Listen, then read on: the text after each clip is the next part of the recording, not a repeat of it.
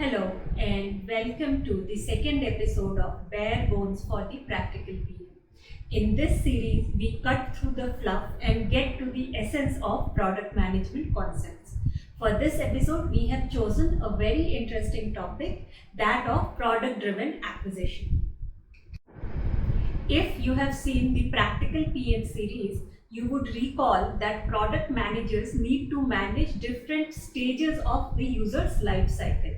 For a large number of products, there are 4 stages. 1. Acquisition, 2. Activation, 3. Retention, and 4. Engagement. Of these, acquisition has traditionally been considered a marketing task.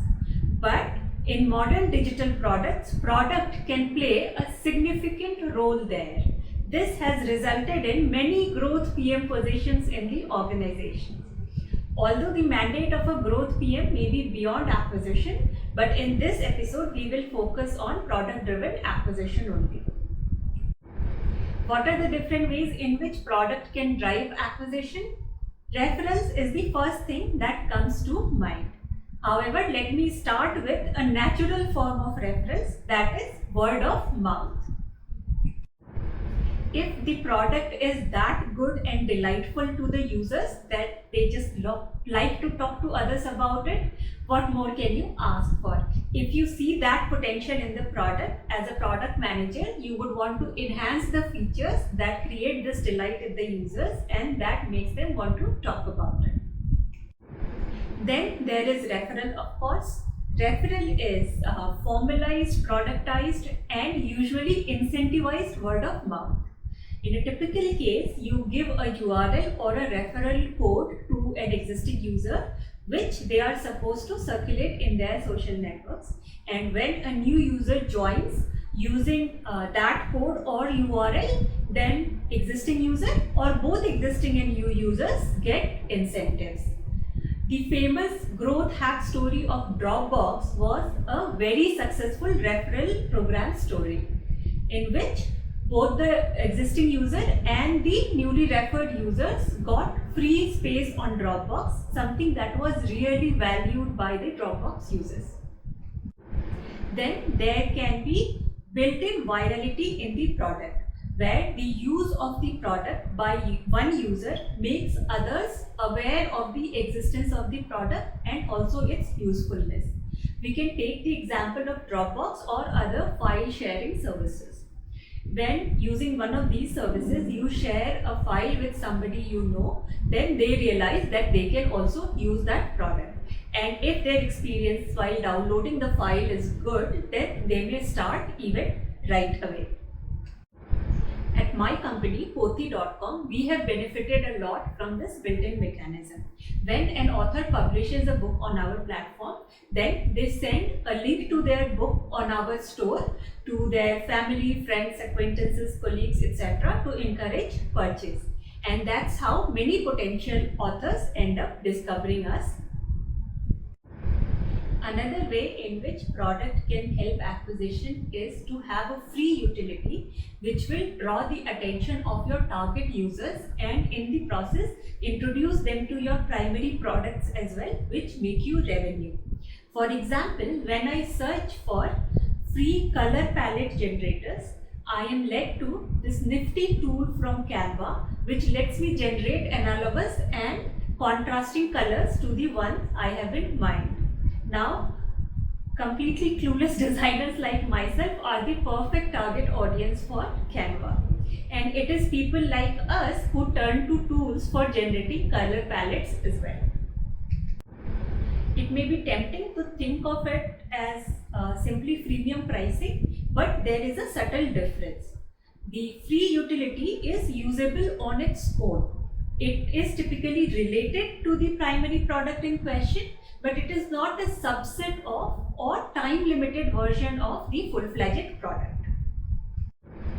Another example of free utility is free email builder from Campaign Monitor, which comes up when you search for, no surprises there, free email builders. It is usable on its own even without the primary product from Campaign Monitor, which monetizes the people actually maintaining their mailing lists and sending emails to them. Yet another way is for product to create some samplers. For example, many native app products these days consider PWAs, progressive web apps. Unlike the native apps, PWAs are on web and hence they do not need any installation but can still provide some features of the native app. Just enough features can be introduced in PWAs to let the potential users experience the usefulness of the product and then motivate them to download and install the full-fledged native app. Some gaming products can have a limited version on Facebook which lets users experience it and then motivates them to buy the full-fledged product or download it. Indeed, going beyond samplers, the introduction of the full-fledged product on different platforms can itself be a great acquisition move.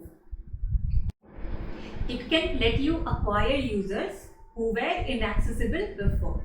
For example, if you have been an iOS only app, then launching an Android version can open it up to many new users.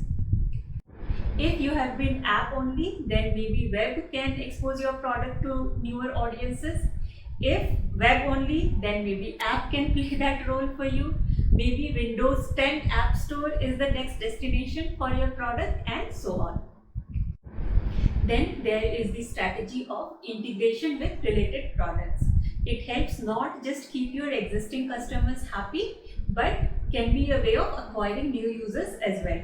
Many great e-commerce related products get discovered through their Shopify or WordPress plugins. I have discovered candidate assessment solutions through application tracking systems, customer engagement platforms through the analytics product I was using, and many other products because they were in Zapier integration directory. Have you seen other product-driven acquisition strategies? If so, please do write about them in the comment section of whichever platform you are watching this on. For the rest of this episode, let us turn our attention to understanding when and when not to use these different strategies and how to make the best of the strategy selected. Let us start with word of mouth and referrals. These are usually considered to be universally applicable or possible. Growth Hackers Bible is supposed to be AARRR framework. Not sure how that is pronounced, but it means acquisition, activation, retention, referral, revenue. And indeed, most products have a natural opportunity for word of mouth and referrals. But you should be equally aware of the situations where that is not the case. Your product may be very useful, but if your users are in competition with each other, then they would not want more users to know about the product. An interesting example I remember is of an interview preparation product meant for students. The students who had used it absolutely loved it, but they wouldn't agree to tell their peers about it. Because if their peers also started using the same product, then they would lose their edge when the time came for interviews. They were competing for the same jobs. While this need not mean that you can't make referral work here, you do have to understand that referring is not the natural behavior in such situations, even for the happiest users. So you will need to understand their behavior and motivation more in depth in order to nudge them towards referrals. For example, a final year student preparing for their placement interviews may not be willing to share their favorite interview preparation product with their entire class, but they may be willing to do it for their close friends, siblings and cousins. They may also be willing to share it with their class after they have aced their interview and secured the job that they wanted. And finally, they will definitely be more than willing to introduce their juniors to this product and be a hero for them. So the challenge for the growth PM in such cases is to design the referral program in such a way that it pushes the right buttons at the right times. Assuming there is potential for word of mouth and referrals, you can of course continuously work on these so that you improve their reach and efficacy. It can be about simple things like identifying something small that will delight your users and make them talk about you more. For example, say copy of a handwritten note from your CEO or founder that you can send to the user at a critical stage in their journey. They may want to flaunt it to their friends or put it up on their social media. On the other side, identifying it can be something like designing a heavily incentivized referral program. When referrals are incentivized, be careful about the possibility of fraud though. If you incentivize signups or installs, you will most certainly attract referral warriors who will get you lots of bogus signups and installs and earn fat referral incentives. So be careful about incentive design. While designing incentives, pay attention to three things. First is what is considered a valid referral. A sign up or an install would definitely be prone to fraud. Instead, you want a meaningful action. For example, if the product is transactional, then you would want one genuine transaction to go through before considering it a valid referral. If it is a paid product, then product must be paid for by the new user before you give out the referral incentive. Second is what kind of incentive are you giving? A direct cash incentive can be more lucrative to the users, but it is also likely to attract many unqualified or bad users. On the other hand, if you can give incentive in the form of some benefit on your product itself, then it is more likely to attract the right kind of users. The third thing to consider is how does the math work? Is it possible that even after considering a meaningful action, overall the referral can incentivize fraudsters? For example, if the cost of performing a valid transaction is lower than the incentive that a fraud referring user gets for it, then such a program can still be a fraud magnet. To conclude, when you are working on word of mouth and referral programs, be super aware of the fundamental motivations of your users and also remember to make it fraud proof.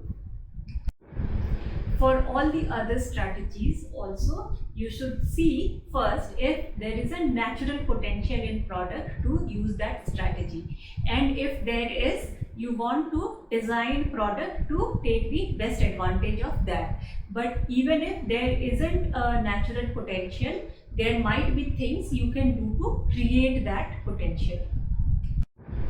Let us consider inbuilt virality next. We have seen that file sharing products have a natural potential for inbuilt virality. So you would want to make sure that you design the product in a way to take maximum advantage of it. For example, you would not want to force sign up on the part of the recipient of the file, because if you do that, you may make the sender hesitant in using that service. The necessity of the recipient signing up may be seen as a hurdle in the way of the file actually reaching them. So you will not make them sign up just for downloading the file, but you do want them to sign up, so you may offer additional benefits to them if they sign up. For example, the ability to download multiple times, or the ability to access the file for a longer period, or the ability to maintain different versions of the file. E-commerce products, on the other hand, do not seem to have this natural inbuilt virality. However, when a thoughtful product manager introduces social media share buttons on the products, then it encourages users to share their interesting finds on their social media. This way, in an e-commerce product, the virality has been introduced. If you are going for the free utility strategy, then you will need to validate that the free utility is indeed attractive enough, and also that it will attract the users which are right for your primary product. Ideally, instead of creating something totally new, you would want to spin off a product that may be used internally or along with the primary product, to avoid spending too much product and tech resources on a completely unrelated product. Finally, you will also need to validate that this free utility can attract the audience through a free or cheap channel like SEO, so that it doesn't become yet another product that you have to market and steal the attention and resources away from your primary product. For samplers and integrations as a strategy, it is very important to identify the effective channels for them. Samplers, for example, need channels that they should be pushed into, and any effort that goes into pushing the sampler to the channel must be justified by the number of good users you will acquire from that channel. Integrations, similarly, should be done with products that will actually help in acquiring new users. Zapier is a good example. It actually works for many products, but you need to be sure before doing a Zapier integration that your potential users use things like Zapier, and they will not instead go around looking for a direct API integration. If you are considering the introduction of your product on a new platform, again, make sure that your target audience are on that platform. In India, for example, a lot of products that are targeted at Bharat audience may simply not get enough return on investment if they are introduced on iOS devices. However, an introduction of a version on a featured phone might just get the right returns. To ensure that the product-driven acquisition strategies are working, they should be held up to the same standards as any other acquisition strategy. This would mean that these acquisitions should be a part of your acquisition attribution system and should be tracked and attributed correctly. Then the CAC for these attributions should also be rigorously measured and monitored. For a referral system, for example, the amount spent on referrals should be divided by the number of users whose acquisition is attributable to the referral in that period, and that CAC should be compared against the CAC from other attribution channels. With product-driven acquisition, you may get lucky and be in a utopia where this is the primary way of acquisition, is working well, and your growth flywheel is really flying for you. But a more likely scenario is where product-driven acquisition works alongside the other marketing-driven acquisition strategies and compete with them for resources. What the product-driven acquisition should still be able to do very well in this situation is acquire a higher quality user than paid or marketing driven acquisition, and at a lower cost than them, even if the scale of acquisition is slightly lower. Before finishing, let me point out that apart from product driven acquisition, product support will also be needed for acquisition driven by marketing and other teams, and typically these projects will also fall in the territory of the growth PMs. So they will have to balance their time and resources on these two types of projects. That is it for this episode. Hope it was useful. I would love to hear your stories of product driven acquisition successes or even failures. Meanwhile, remember that more interesting topics are coming in the next episodes of this series, so do not forget to tune in. Thank you.